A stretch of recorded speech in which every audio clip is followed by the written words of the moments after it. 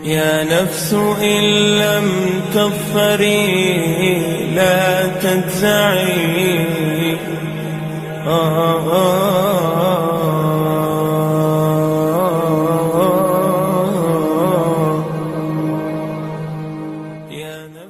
إن الحمد لله والصلاة والسلام على رسول الله أما بعد একটি ভয়াবহ দুঃসময় পার করছে বাংলার মুসলিম সমাজ। ঈমান নিয়ে বেঁচে থাকা বড় কঠিন হয়ে উঠছে দিন দিন। তাগুতি শাসন ব্যবস্থা, কুফরি রাষ্ট্রযন্ত্র ও শিরকি সংবিধানের নখর থাবায় প্রতিনিয়ত ক্ষতবিক্ষত হচ্ছে হাজারো মুসলিম নরনারীর ঈমান। দাজ্জালি মিডিয়ার অব্যাহত প্রচারণায় কুফর ও শিরককেই মানুষ ইসলামের উদারতা ভেবে বসেছে। আওয়াম জনতার সামনে যাদের কুফর ও শিরকের সীমানা স্পষ্ট করে দেওয়ার কথা, তারাও রহস্যজনকভাবে পালন করছেন নীরবতা। এই ঘোর দুঃসময়ে কেবল মনে পড়ছে সাহিহ মুসলিমের সেই হাদিসটির কথা। রাসূল সাল্লাল্লাহু আলাইহি ওয়াসাল্লাম ইরশাদ করেন, বাদিরু বিল আমাল ফিতানান কাকিতাইল লাইলিল মুযলিম ইউসবিহুর রাজুলু মুমিনান ওয়া ইউমসি কাফিরা ওয়া ইউমসি মুমিনা ওয়া ইউসবিহু কাফিরা ইয়াবিউ দীনাহু বিআরাদিন মিনাদ দুনিয়া। অন্ধকার রাতের মতো ফিতনা আসার পূর্বেই তোমরা দ্রুত নেক আমল করে নাও।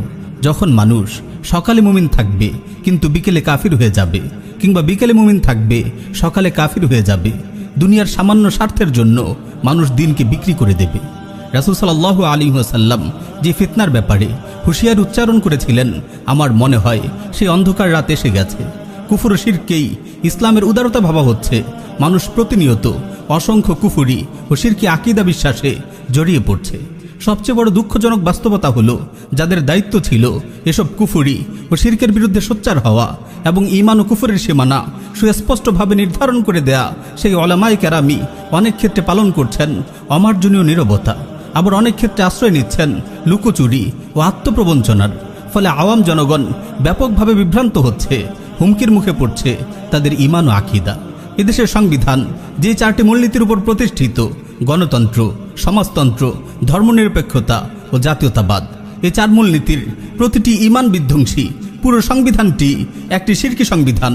আল্লাহর নাজিলকৃত আইনকে পিছনে ছুঁড়ে ফেলে কিছু কুলাঙ্গার মুশরিক তাদের নাপাক হাতে পশ্চিমা প্রভুদের অনুকরণে এই শয়তানি সংবিধান রচনা করেছে।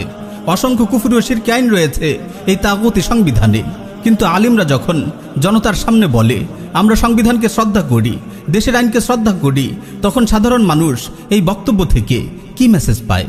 তারা কি সংবিধানের ঈমান বিধ্বংসী মূলনীতিগুলোকে শ্রদ্ধা করেন? তারা কি নাপাক সংবিধানের অসংখ্য শরিয়া বিরোধী আইনকে শ্রদ্ধা করেন? তারা কি ইসলামের হুদুদ কিসাসের পরিপন্থী এই শয়তানি দণ্ডবিধিকে শ্রদ্ধা করেন? তারা কি সুদী অর্থব্যবস্থাকে শ্রদ্ধা করেন? আর এই সংবিধানকে শ্রদ্ধা করলে কিভাবে মানুষের ঈমান বহাল তবিয়তে থাকতে পারে? যদি খোদা আলিমদের পক্ষ থেকে মানুষ এমন মেসেজ পায়, আলিমরাই যদি ঈমান ও কুফরের সীমারেখা গুলিয়ে ফেলে, তাহলে জনগণের অবস্থা এমন না হয়ে উপায় কি? আস্তাগফিরুল্লাহ। সংবিধানের এই ঈমান বিধ্বংসী মূলনীতিগুলোর ব্যাপারে চলছে লুকোচুরি আর আত্মপ্রবঞ্চনার নিকৃষ্ট খেলা। দিনকে নিয়ে, শরিয়াকে নিয়ে এমন মারাত্মক প্রবঞ্চনা আমাদের হৃদয়কে কাঁপিয়ে তুলে। শরিয়া প্রতিষ্ঠার নাম করে সংসদে গিয়ে অনেকে এই কুফরি সংবিধান বাস্তবায়নের শপথ গ্রহণের দুঃসাহস পর্যন্ত দেখাচ্ছে। আল্লাহ আমাদের ঈমান আমলের হেফাজত করুন। জনগণের সামনে ঈমান ও কুফরের বাস্তবতা সুস্পষ্টভাবে তুলে ধরার তৌফিক দান করুন। যুগ যুগ ধরে তাগুত সরকার আর দাজ্জালি মিডিয়া এদেশের জনগণকে ধর্মনিরপেক্ষতা আর সাম্প্রদায়িক সম্প্রীতির কুফরি পাঠ শিখিয়েছে। এদেশের মুসলিম নামধারী কথিত তাহাজ্জুদ গুজার এমপি, মন্ত্রী, প্রধানমন্ত্রী ও রাষ্ট্রপতিরা সংবিধানের অন্যতম মূলনীতি ধর্মনিরপেক্ষতার বাস্তবায়ন করতে গিয়ে দেশে শত শতবার দুর্গাপুজোর শিরকি আয়োজন উদ্বোধন করেছে। কুফর ও শিরকের উদযাপন উপলক্ষে দেশবাসীকে শুভেচ্ছা জানিয়েছে। প্রধানমন্ত্রী শেখ হাসিনা ধর্ম যার যার, উৎসব সবার নামে কুফরি বাণী প্রসব করেছে। হিন্দুদের পূজা মণ্ডপে গিয়ে বলেছে, গজে করে নাকি যখন মা দুর্গা আসে তখন দেশে নাকি অনেক ফসল হয়। এভাবে বছরের পর বছর ধরে জনগণকে দেয়া হয়েছে ধর্মনিরপেক্ষতার কুফরি পাঠ। মানুষের ঈমান নিয়ে চলেছে ছিনিমিনি খেলা। সম্প্রতি বাংলাদেশের একজন জনপ্রিয় ক্রিকেটার সাকিব আল হাসান কলকাতা গিয়ে কালীপূজা উদ্বোধন করে এসেছে। এ নিয়ে সোশ্যাল মিডিয়ায় সমালোচনার ঝড় উঠেছে। অনেক ঈমান সচেতন সম্মানিত আলিম তার এই কাজটি যে সুস্পষ্ট শিরক তা দ্ব্যর্থহীন ভাষায় উল্লেখ করেছেন। আল্লাহ তাআলা তাওহীদবাদী আলিমদের হেফাজত করুন।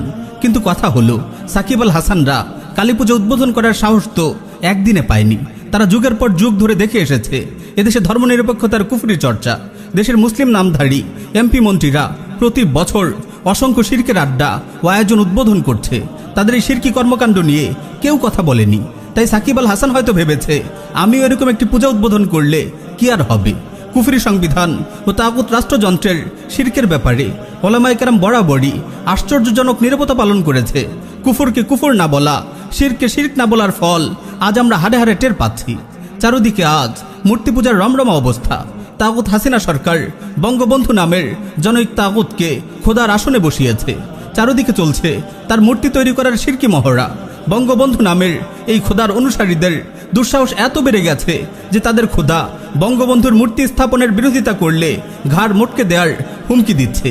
সম্প্রতি তাগুত সরকারের শিক্ষা উপমন্ত্রী কুলাঙ্গার নওফেল এই শয়তানি বক্তব্য দিয়েছে। প্রিয় উম্মা, এই পরিস্থিতি একদিনে সৃষ্টি হয়নি। যুগ যুগ ধরে আমরা এই দেশের তাগুতি সংবিধানের কুফুরিকে কুফরি বলিনি, শিরকে শিরক বলিনি। তাগুত সরকারের এমপি মন্ত্রীদের শিরক ও কুফর থেকে দৃষ্টি সরিয়ে তাদেরকে তাহাজ্জুদ গুজার রাবেয়া বস্তি হিসেবে তুলে ধরেছি। এদেশে তাগুত রাষ্ট্রযন্ত্র ও দাজ্জালি মিডিয়া সাধারণ জনগণের মনে দেদারসে কুফর, শিরক ও ধর্মনিরপেক্ষতার চাষ করেছে। লুকোচুরি আত্মপ্রবঞ্চনার যে বীজ আমরা বপন করেছিলাম তার ফসল আজ পেকেছে। কুফর আজ ঘরে ঘরে, শিরক আজ ঘরে ঘরে। যে শিরক ও কুফরের মুখোশ আমরা তাগুত সরকারের ভয়ে উন্মোচন করিনি, সেই কুফর ও শিরক আজ পুরো দেশ ছেয়ে গেছে। প্রিয় উম্মা, এখনও সময় আছে। আমাদের লুকোচুরি ও আত্মপ্রবঞ্চনার এই নষ্টামি থেকে তাওবা করতে হবে। জনগণের সামনে শিরক ও কুফরের সীমারেখা সুস্পষ্টভাবে তুলে ধরতে হবে। তাগুত সরকারের ভয়ে কুফরি রাষ্ট্র ব্যবস্থার তুচ্ছ দান অনুদান হারানোর আশঙ্কায় আমরা যদি দিনকে নিয়ে এভাবে ছিনিমিনি খেলি, আমাদের পরিণতি বড়ই মারাত্মক হবে। আল্লাহ রাব্বুল আলামিন আমাদের সবাইকে হেফাজত করুন। আমিন ইয়া রাব্বাল আলামিন।